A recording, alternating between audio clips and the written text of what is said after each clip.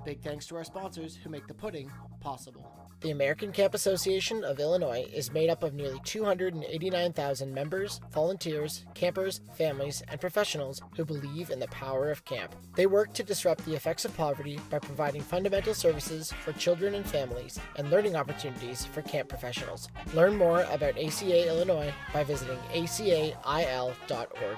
You know the impact you want to make in a child's life, but figuring out the day-to-day details can be overwhelming. Let Camptivities help you make that impact by streamlining the creation of your camp activity schedules. Schedule a demo at camptivities.com. Welcome to the pudding. The sweet proof of research to back up what you already know about summer camp. I'm Dr. Mandi Baker, and my pronouns are she, her. And I'm Travis Allison, he and him. And today we're talking with Eli McClain, whose pronouns are he and him. He's a researcher with the Restorative Economic Group. But for camp people, we know Eli from the National Economic Impact Study of the camp industry that the American Camp Association did. So welcome to the show, Eli. Thank you so much. I'm really happy to be here today. Well, let's kick this off with your story, Eli. Can you tell us how you became a researcher? How did you get into this gig? Sure, that's a really good question. In my undergraduate studies, I studied history and sociology at Hunter College, part of the City University of New York. And I was really interested in gaining hands-on research experience. So I was working in archives, did archival work at the New York Botanic Garden, New York Historical Society, at a number of museums using object-based research. And those courses in history and sociology kind of led me down a path of trying to figure out questions around value. What is valuable? How do we understand and communicate value about the world around us in the past?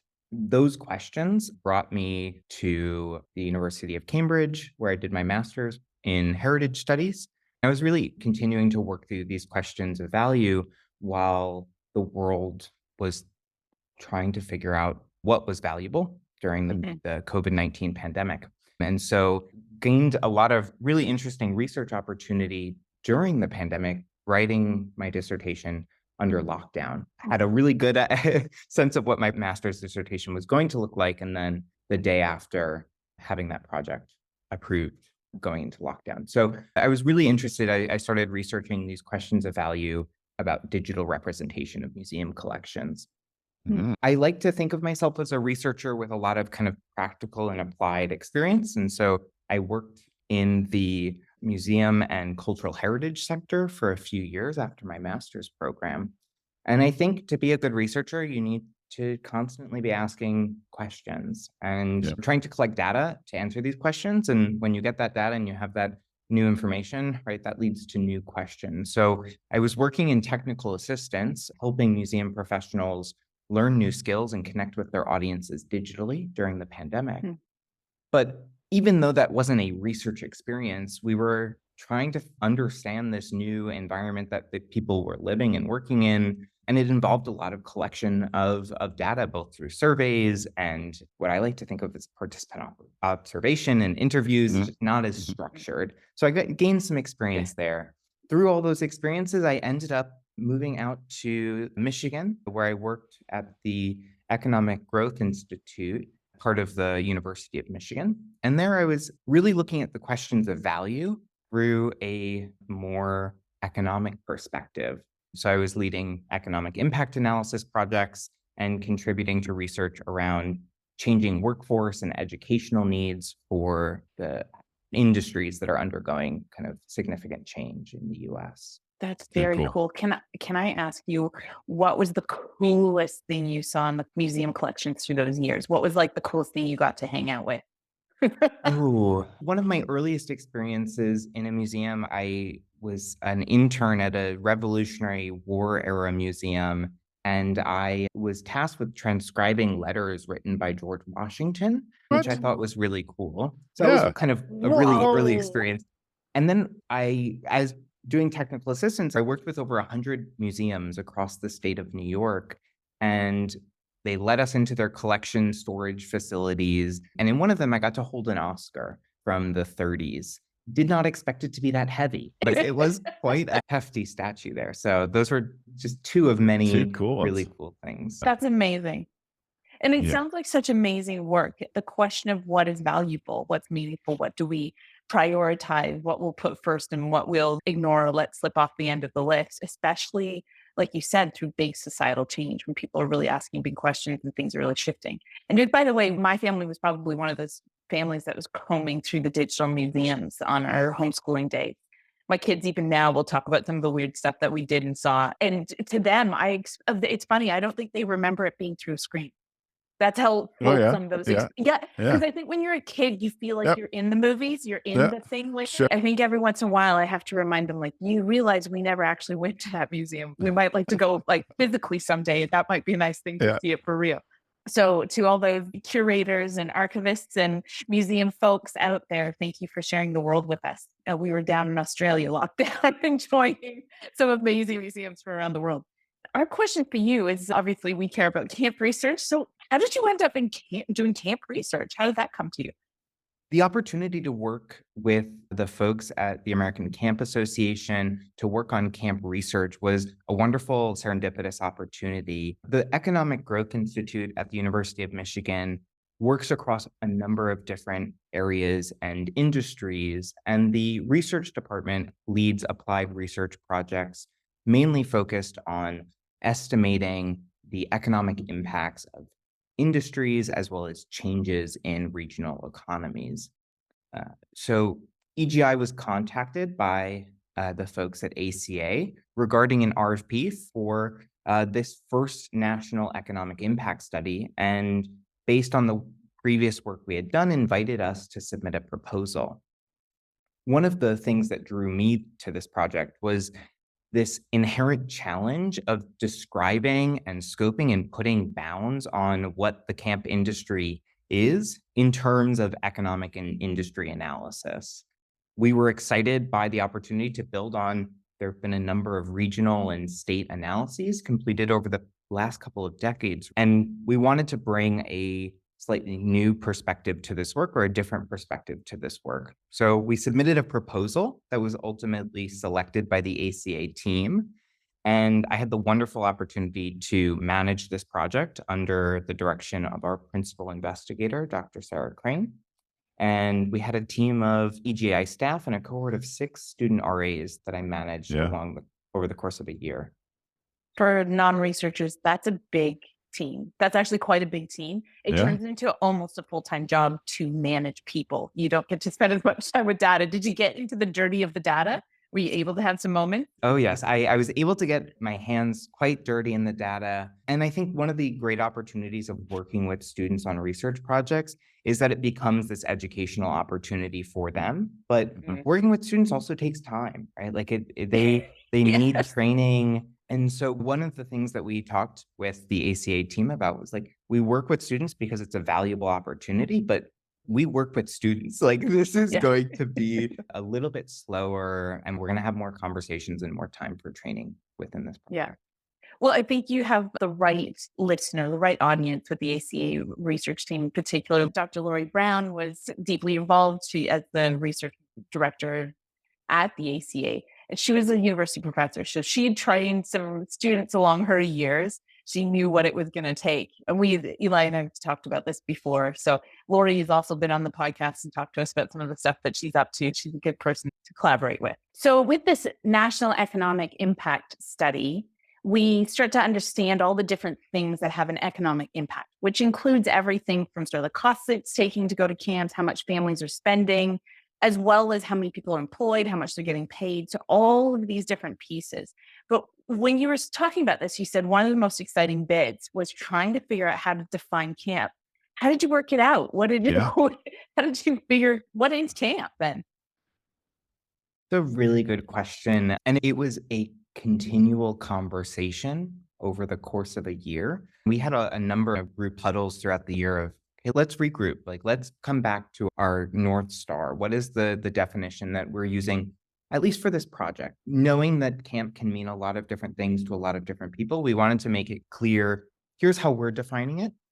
Here's how we're creating our definition. So, with an economic impact study, we're using data that comes from the federal government.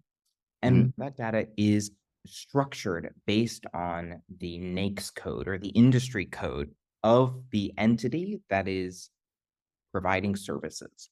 Now, there isn't one industry in the North American industry classification scheme that says camp, right? And so that was a very early conversation of, okay, when we talk about camp, what do we mean? In the United States, each state defines, licenses, and regulates camp differently. Mm-hmm.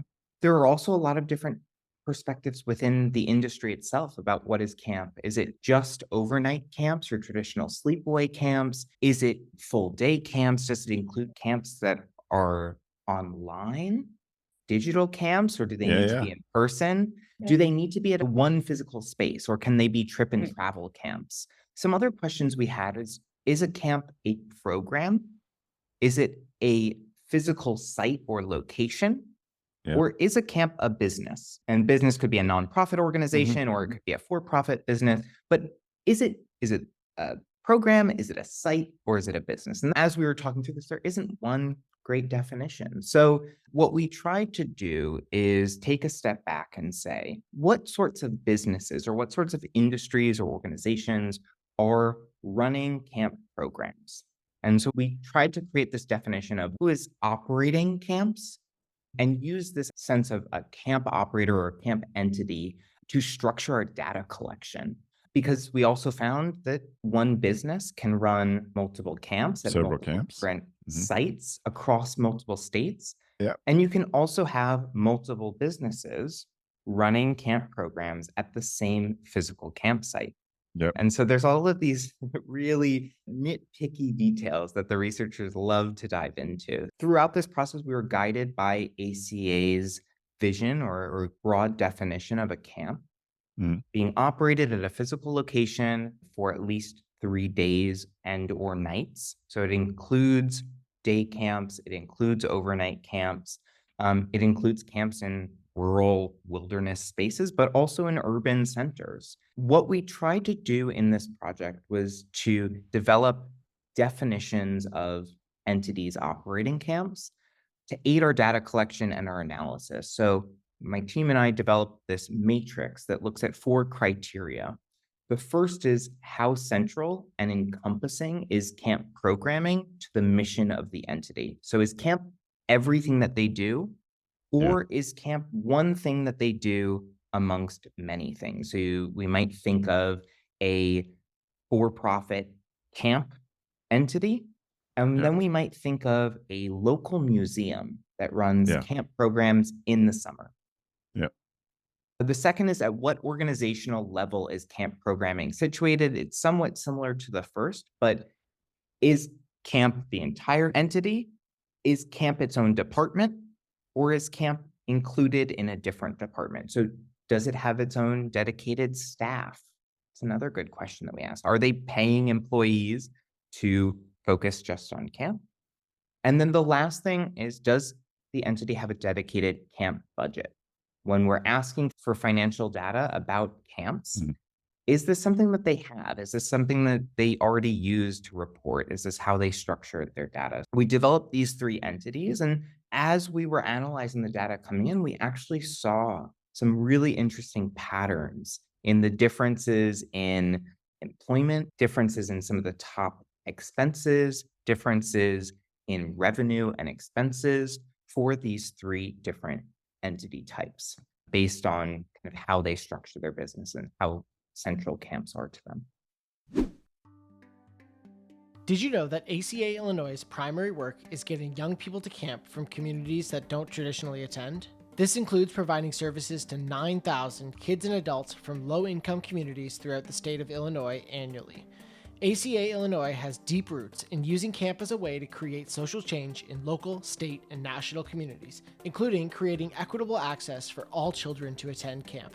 ACA Illinois loves to try new things and believes it's how we create the most dynamic impact for our campers, staff, and community. This is why ACA Illinois always jumps at the chance to collaborate with content experts and countless volunteers to develop new and innovative programming. Ready to help us achieve this mission? Join us at acail.org. Are you a camp professional looking for community? Are you a camp interested in accreditation but don't know where to start? Are you looking to grow your career? Are you looking for ways to give back? Reach out to us at info@acail.org and let's get you connected. Scheduling affects every camper and every staff member's summer. It's easy to make mistakes. It takes a ton of time. The bottom line, scheduling is hard. But it doesn't have to be. Let Camptivities help you create a balanced and engaging schedule without the mistakes and without those long days and late nights. Camptivities does it all. Auto scheduling, camper scheduling, group scheduling, elective scheduling, manual adjustments, over 60 different reports, tons of customizable settings, and so much more. Now is the time to find a better way to schedule this summer. And don't wait, next summer will be here before you know it. We'd love to show you the next big thing in camp.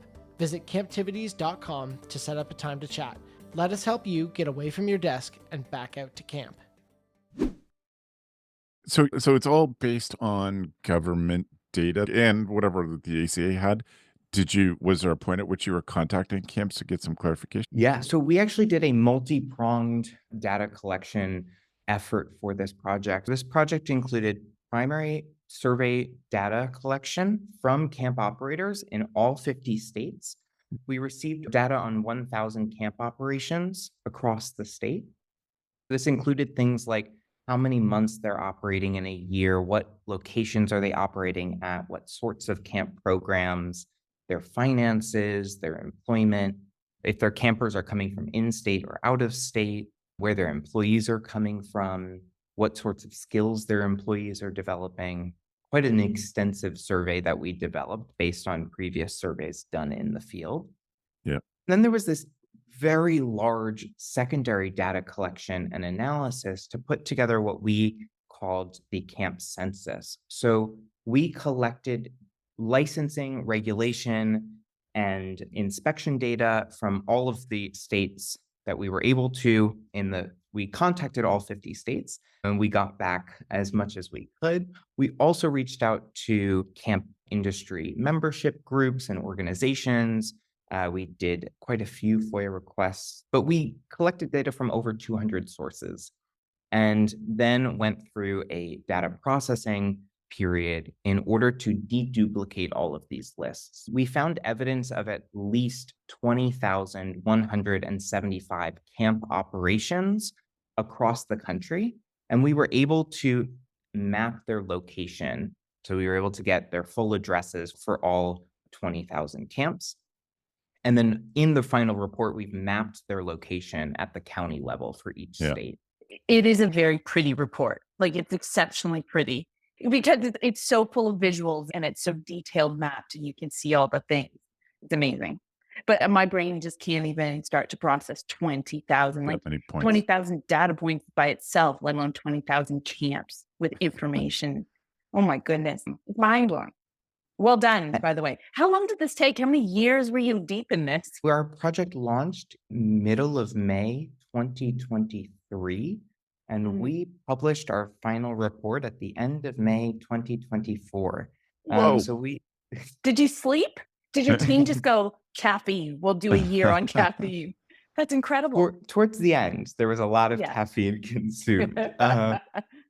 But I think throughout this project, we had conversations with ACA of this is the first of these national reports. And the hope is that this is a starting place, not an end. We're really proud of getting to that 20,175 number, but we know that there are gaps. We know that there's been some limitations in our data collection based on data availability and based on time and just the manual effort that it requires to do some of this, but also that the camp industry changes year over year. There's changes on where camps are run. There's changes on businesses that decide to run camps or not run camps. And so this is something that requires maintenance and upkeep over time. So the hope is that this is something that can continue into the future. Yeah, I hope so too. It feels like they are switching research focuses into some of this character development stuff that's coming, but it would be great if this was a little deeper. It's just so handy for advocacy and for planning and all of those things. I will say that this report was the first big use of Google LM, the notebook LM that Google has. So it was just because I struggled with reading at the academic level, just putting that in there and being able to pull stuff out of it from there was one of my favorite first uses of it to get to be able to get into this paper. Are there particular things that stood out that you think is important that camp directors know? Most of our listeners will be camp directors. Yeah. So there's a few things that I think high level findings that might be interesting or useful. The first is that we, through our research, estimated the camp industry in the US had a total economic impact of $70 billion in 2023.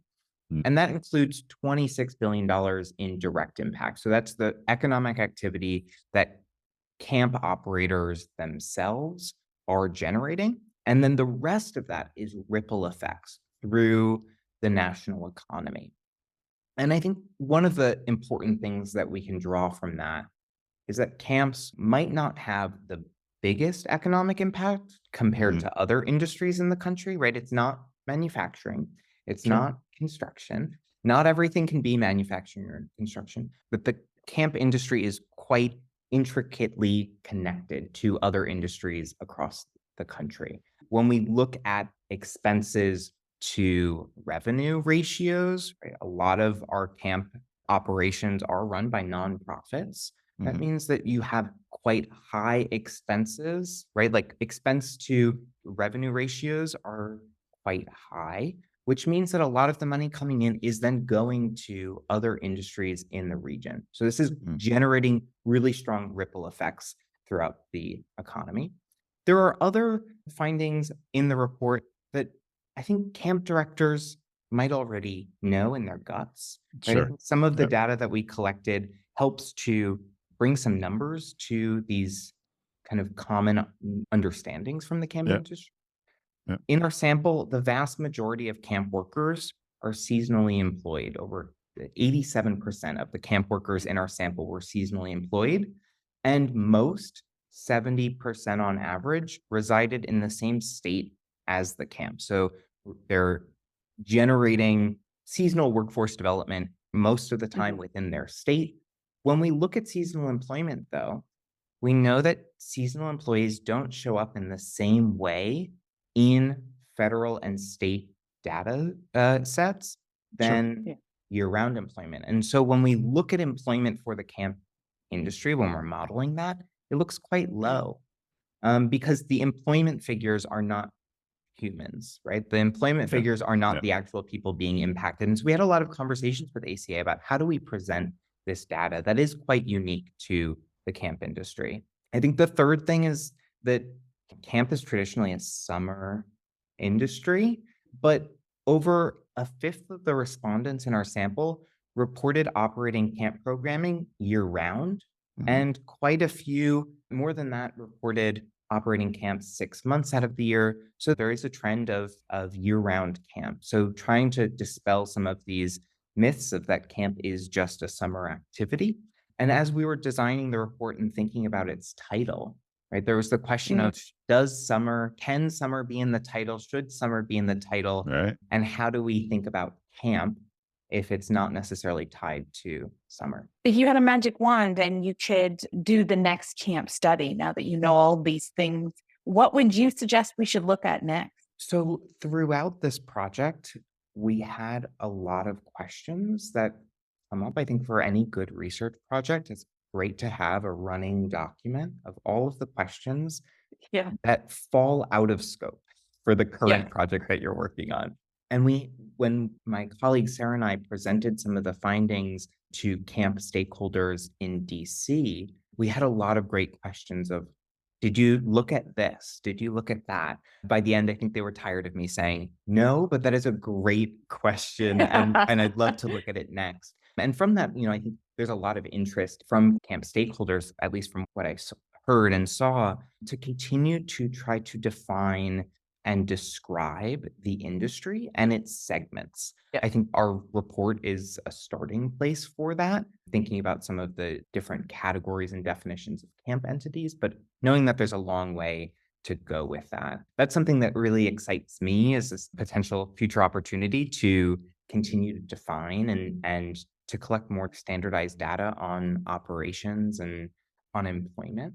One of the things that came out of our research into summer employment or seasonal employment was a question of how does seasonal employment prepare workers for careers in the camp industry, but also outside of the camp industry? Yeah. And there's not a lot of great data out there from at the federal level, but also there is some anecdotal evidence. We were able to use data from career profiles to see if someone had the title camp counselor or camp director in their profile, where did they post that they worked next? And so we were able to Yeah. pull out some preliminary information about that. But that seems like a really interesting opportunity for future kind of workforce research. Where Yeah. do camp workers go after camp, and how does their camp experience continue to influence that, right? Thinking about skill development.